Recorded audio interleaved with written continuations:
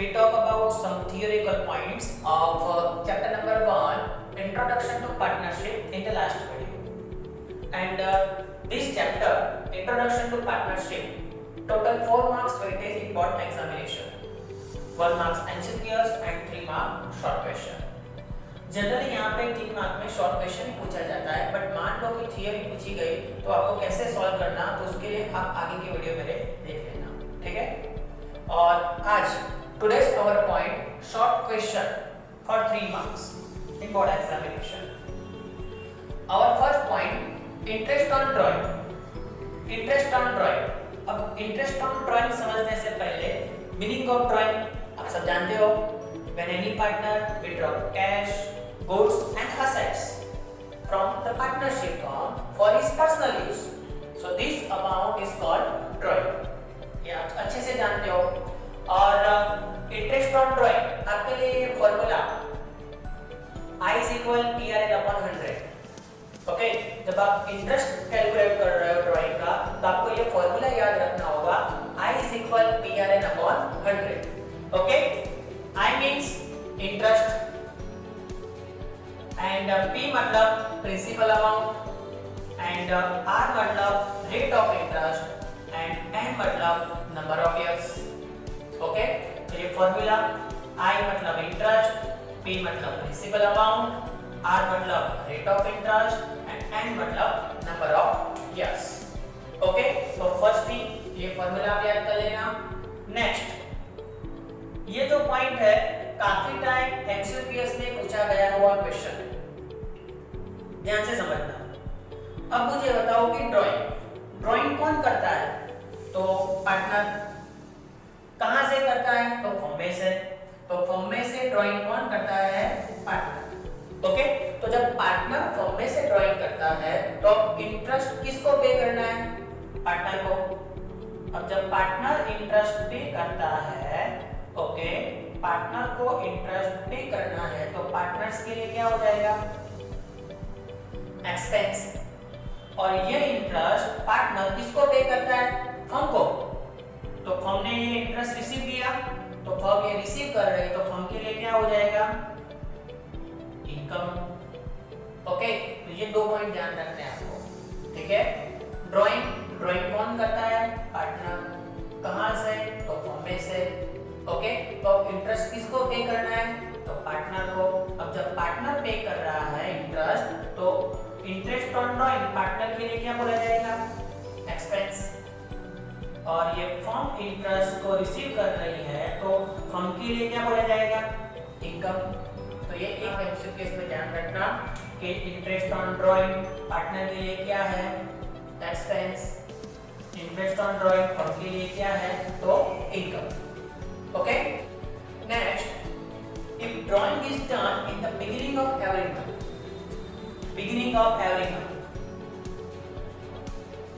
हर एक महीने के स्टार्टिंग में, beginning of every month, interest will be calculated for 78 months. Interest will be calculated 78 months, so n is equal 78 upon 12. Okay, in short आपको यही sentence ध्यान रखना है। जब कोई पार्टनर हर एक महीने के स्टार्टिंग में, जब कोई partner beginning of every month हर एक महीने के स्टार्टिंग में ड्राइंग कर रहा है तो आपको n मतलब कितने लेने हैं? 78 अपॉन 12, 78 मंथ। ओके, वैसे तो आपको 78 अपॉन 12 याद रखना है, बट आप बोलोगे कि सर 78 आए कैसे? तो देखो, लेट मी एक्सप्लेन। सपोज और financial year 1st April 2020 to 31st March 2021। Okay, और फाइनेंशियल ईयर फर्स्ट, यहाँ पे देखो मैंने 1 to 12 मंथ लिखे हुए, 1 2 3 4 12। ओके, और हमारा फाइनेंशियल ईयर 1st April 2020 से स्टार्ट हो रहा है, तो मैंने यहाँ पे अप्रैल मई सारे महीने मार्च तक के मैंने यहाँ पे लिख दिए। ओके, और कंडीशन में यहाँ पे लिखा है बिगिनिंग ऑफ एवरी मंथ, हर एक महीने के स्टार्टिंग में। तो अप्रैल के स्टार्टिंग में, तो मतलब 1st अप्रैल 2020 को पार्टनर 1000 का विड्रॉ कर रहा है। ओके, तो 1st अप्रैल 2020 को 1000 का विड्रॉ कर रहा है, तो मतलब 1st अप्रैल 2020 से लेके 31 मार्च 2021। तो यहाँ से लेके यहाँ टोटल कितने महीने हो जाएंगे? 12 मंथ। कितने हो जाएंगे? 12 मंथ। नेक्स्ट मे, 1 मई को पार्टनर फिर से 1000 का विड्रॉ कर रहा है, तो 1 मई से लेके 31 मार्च 2021 तक आपके हो जाएंगे 11 मंथ। ओके, क्योंकि अप्रैल तो यहाँ पे पूरा हो गया। अप्रैल में तो ड्राइंग किया नहीं है। ड्राइंग कब किया? मई की 1st डेट को। जब मई की 1st डेट को ड्राइंग कर रहा है पार्टनर, तो 1 मई से लेके 31 मार्च 2021 तक कितना टाइम ड्यूरेशन रहेगा? 11 मंथ। ओके, नेक्स्ट जून, जून की 1st डेट को। ओके, 1 जून 2020 को फिर से वो 1000 का विड्रॉ कर रहा है, तो 1 जून से लेके 31 मार्च 2021 टोटल मंथ कितने हो जाएंगे आपके? 10 मंथ। ऐसे ही आपको पहुंचना है मार्च तक। ओके, तो 1 मार्च को वो विड्रॉ कर रहा है पार्टनर, तो 1 मार्च से लेके 31 मार्च 1 मंथ का यहाँ पे इंटरेस्ट कैलकुलेट करना होगा। ओके, तो अब ये सारे जो मंथ है उसका टोटल करना है। 12 plus 11 plus 10 plus 9 plus 8 plus 7 plus 6 plus 5 plus 4 plus 3 plus 2 plus 1, आपके हो जाएंगे यहाँ पे 78। टोटल मंथ कितने हुए? 78। So here n is equal 78/12। Okay, तो आपको यही ध्यान रखना है। ये सब कैलकुलेशन आपके अंडरस्टैंडिंग के लिए, एग्जाम में ये सब कुछ लिखने की जरूरत नहीं है। Okay, if drawing is done in the beginning of every month, interest will be calculated for 78 month and is equal 78/12। हर एक महीने के स्टार्टिंग में जो पार्टनर विड्रॉ करता है आपको 78/12 लेना है। 78 कैसे आए? तो 12 प्लस 11 आप देख रहे हो। ओके, तो यह ध्यान रखना। And last point, if drawing is done at the end of every month, मान लो कि पार्टनर ड्राइंग कर रहा है बट कब? And of every month. यहाँ पे क्या था? बिगिनिंग ऑफ एवरी मंथ, और यहाँ पे and of every month. Interest will be calculate for 66 month. 66 month n is equal to 66/12। Okay, फिर से आपका क्वेश्चन, सर ये 66 आए कैसे? तो let me explain. Suppose your financial year 1 April 2020 to 31 मार्च 2021। देखो यहाँ पे मैंने 1 to 12 मंथ लिखे हुए हैं, और financial year April to March. Okay, and end of every month, end of every month. April का एंड लास्ट डेट कौन सी रहेगी? 31 2020। अब जब कोई पार्टनर अप्रैल की लास्ट डेट को विड्रॉ कर रहा है 31 2020 को 1000 की अमाउंट, कितनी अमाउंट है? 1000 की। तो अब मुझे बताओ कि 30 अप्रैल 2020 से लेके 31 मार्च 2021 टोटल टाइम ड्यूरेशन कितना हुआ? तो टोटल टाइम ड्यूरेशन होगा आपका 11 मंथ। सर ऐसा क्यों? क्योंकि अप्रैल मंथ यहाँ पे है वो पूरा हुआ है, मतलब लास्ट डेट को विड्रॉ किया हुआ है, तो अप्रैल मंथ यहाँ पे कैलकुलेशन करने की जरूरत नहीं है। ठीक है, नेक्स्ट मई की बात करें। सेम पार्टनर 1000 का विड्रॉ कर रहा है 31 मई 2020 को। ओके, तो 31 मई 2020 से लेके 31 मार्च 2021। ओके, तो टोटल टाइम ड्यूरेशन हो जाएगा यहाँ पे 10 मंथ। ओके, बस ऐसा ही आपको कैलकुलेशन करना है। नेक्स्ट 30 जून से लेके 31 मार्च time duration 9 month.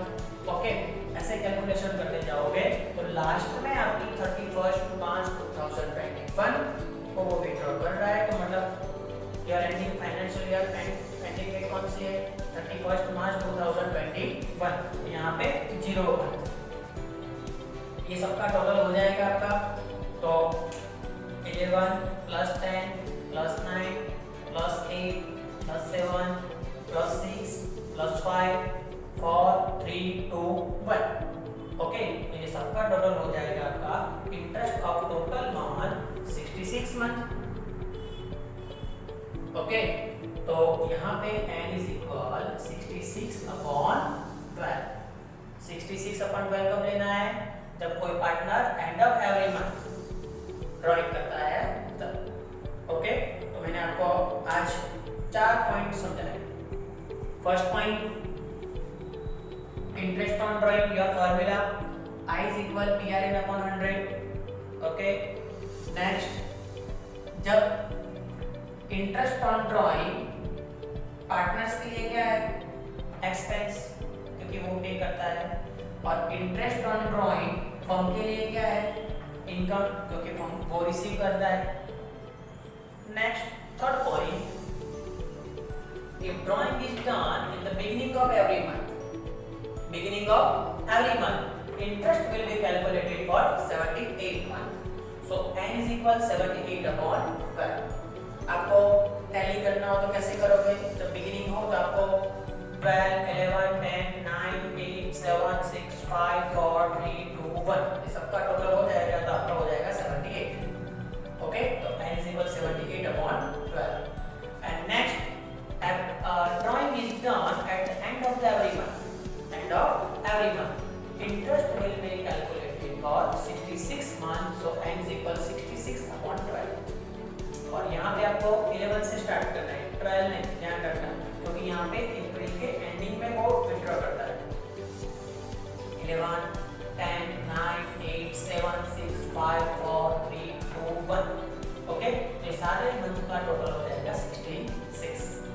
Okay students, और आपकी टेक्स्ट बुक में क्लियर लिखा हुआ है कि beginning of every month 78 upon 12 and end of every month 66 upon 12। ये दो टाइप के क्वेश्चन बोर्ड की एग्जाम में एक्सपेक्टेड है।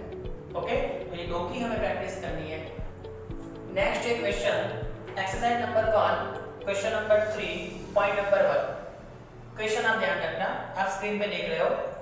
अ partners withdraw identical amounts at the end of each month from the firm.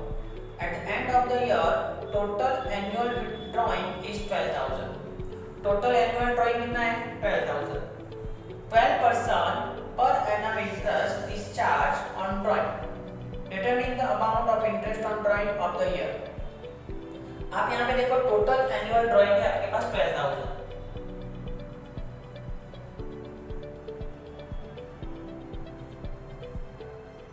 Total annual drawing 12,000 rupees. Okay, तो आपको यहाँ पे करना क्या है? जो टोटल जो ईयरली ड्राइंग है उसको आपको कन्वर्ट करना है मंथ में। ओके, क्योंकि यहाँ पे आइडेंटिकल जो मंथ के हिसाब से हमें कैलकुलेशन करना है। ठीक है, तो आप ध्यान रखना, जब आपको क्वेश्चन में ईयरली विथड्रॉल अमाउंट दी हुई है तो उसको आपको मंथ में कन्वर्ट करना होगा। ठीक है,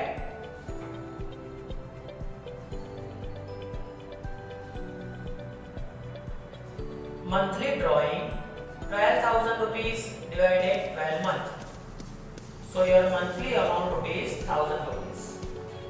ओके, मंथली अमाउंट यहाँ पे 1000 आपको मिल गई। और ये जो मंथली ड्राइंग है उसको बोला जाएगा प्रिंसिपल अमाउंट। तो यहाँ पे आपकी प्रिंसिपल अमाउंट कितनी हो गई? 1000 रुपीस। ओके, नेक्स्ट क्वेश्चन में लिखा हुआ है कि 12% per annum interest is charge. 12% per annum, rate of interest 12%। Okay, और क्वेश्चन के स्टार्टिंग में लिखा हुआ है कि a partners withdraw identical amount at the each of a partners withdraw identical amount at the end of each month। end of each month, ये तो beginning वाला है, तो end of each month, so n is equal 66 upon 12।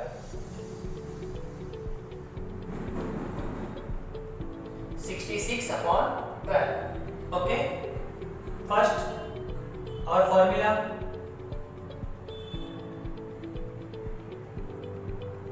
Interest on drawing मतलब कि I is equal PRN upon 100।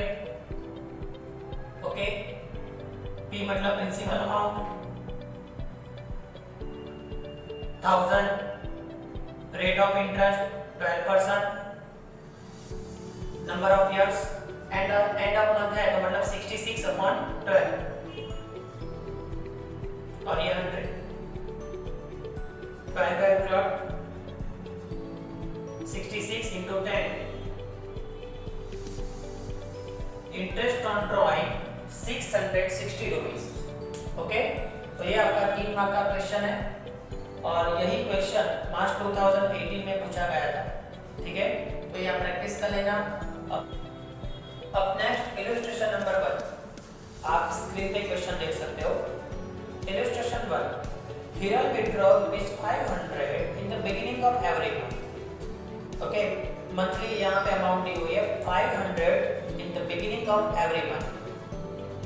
If 10% per annum interest is chargeable on the drawing, determine annual drawing and interest on drawing. Okay, यहाँ पे आपको monthly amount दी हुई है तो monthly amount को आपको एनुअल ड्राइंग, यहाँ पे क्वेश्चन पूछा गया है कि डिटरमाइन एनुअल ड्राइंग। ओके, तो एनुअल ड्राइंग आप ला सकते हैं यहाँ पे।